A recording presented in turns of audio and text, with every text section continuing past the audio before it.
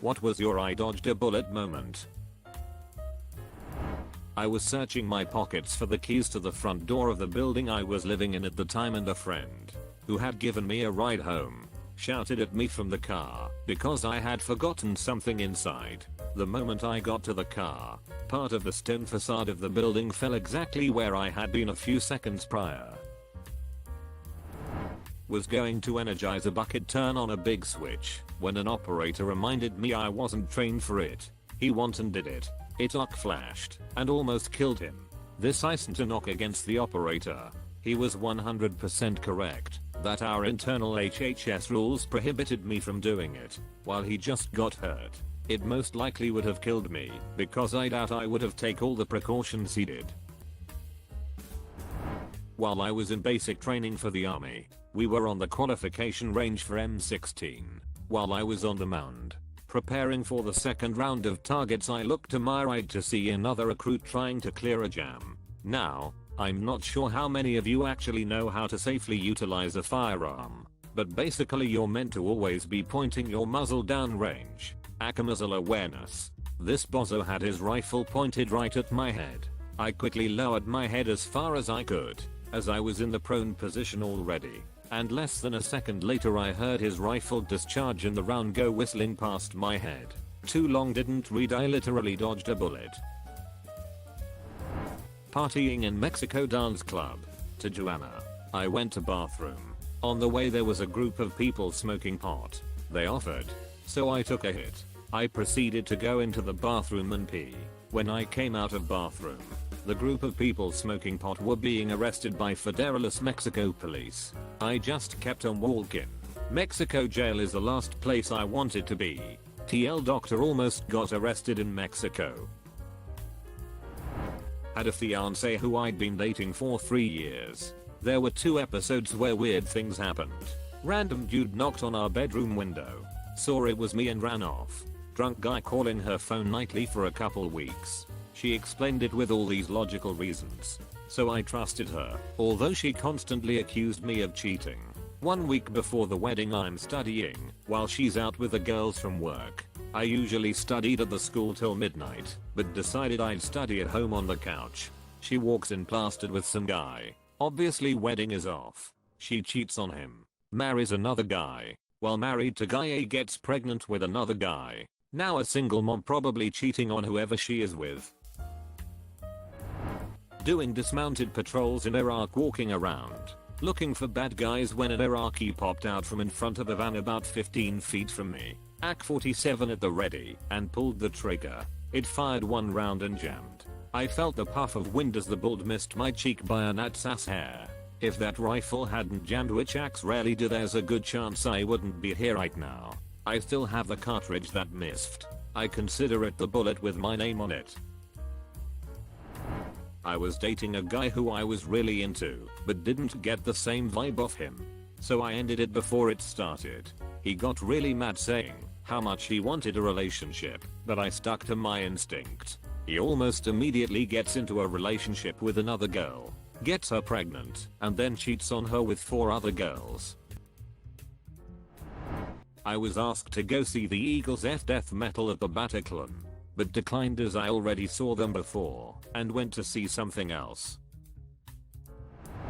A buddy of mine, ex-buddy, pointed a .22 caliber rifle at my head jokingly. I told him not to point a gun at me. I mean, always assume the gun is loaded. Well, he turns around and says it's not loaded though. See? And right as he said see, I stepped out of the way and he pulled the trigger. A tiny bang and a hole in the wall. Later he realized it was loaded. At that point I had already grabbed the rifle from him and slammed the butt of the rifle into his chest and called him an ashlet. We no longer talk. Cut out of my mom 2 months early, intubated for several weeks, and lived my first 2 months in the NICU. Parents gave me Theophylline SP, which is essentially liquid caffeine, every few hours to keep my heart going. Nearly died several times of RSV before age 3. Diagnosed with epilepsy at 15. Still no idea why. Possibly related to the grade 1 bleed I had shortly after birth. Found a tumor on my liver at 16. Diagnosed with cancer. Removed huge tumor that burst during removal.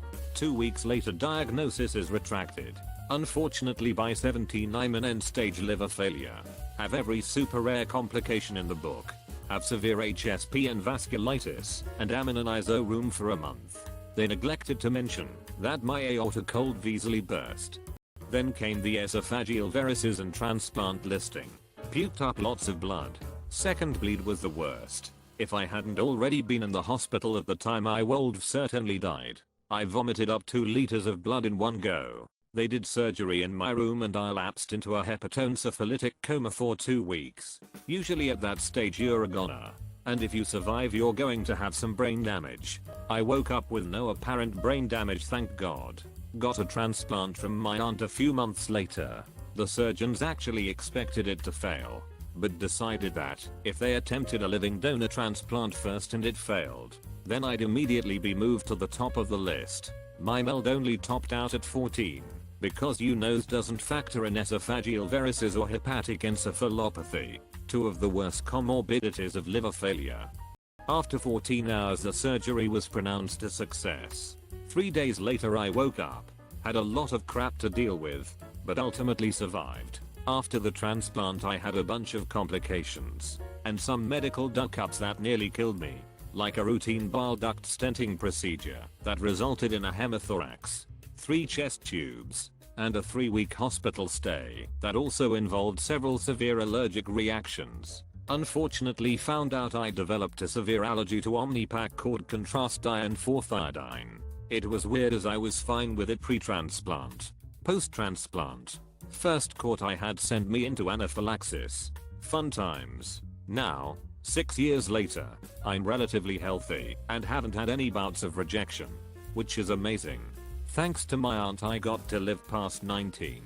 I'm now 25 and I'm getting married in October. My whole 25 years of life have been one giant bullet dodge. I'm like freaking near.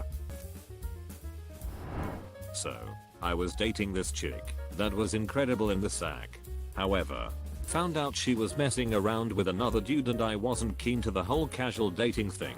So, I broke it off. About 3-4 months later, found out she was 3-4 weeks pregnant from the other dude she was ducking. Biggest bullet dodged for me. And the dude was stoked about having a kid. Worked out well for everyone. My grandfather fought in the army in World War II. He was part of the force that was chasing the desert fox in North Africa. In a town they came to, he was scouting a home. He had cleared the main floor and was about to head up the stairs. Just as he was about to take the first step, a glint of silver caught his eye. There was a sugar bowl on the floor. He bent over to pick it up and saw the trip wire. This was before my father was born.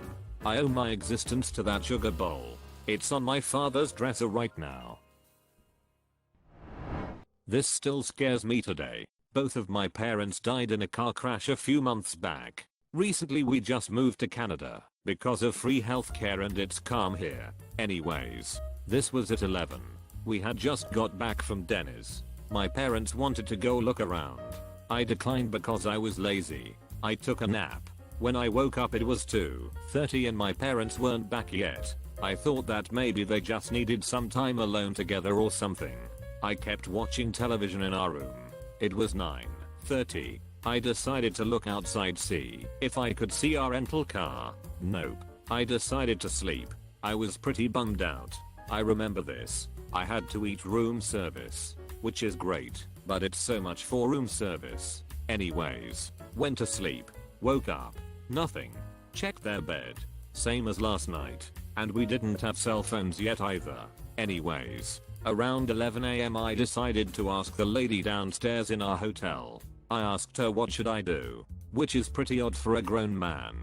Anyway she gave me the police, and I told them everything. They basically told me to come in and blah blah.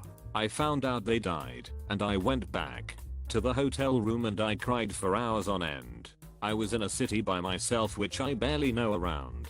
I have 30 left, and I'm clueless about life stuff. I don't know how anything works. Anyways, few months later I'm doing great. Not great, but I'm living, and that's enough for me. Too long didn't read, needed to ramble.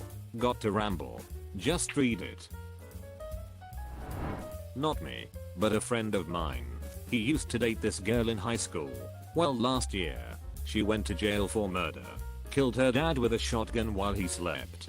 She lived off of his money and lived in his house for the next few months, bringing in several roommates and throwing parties damn near every night, until the roommates found the body in a plastic bucket in the shed.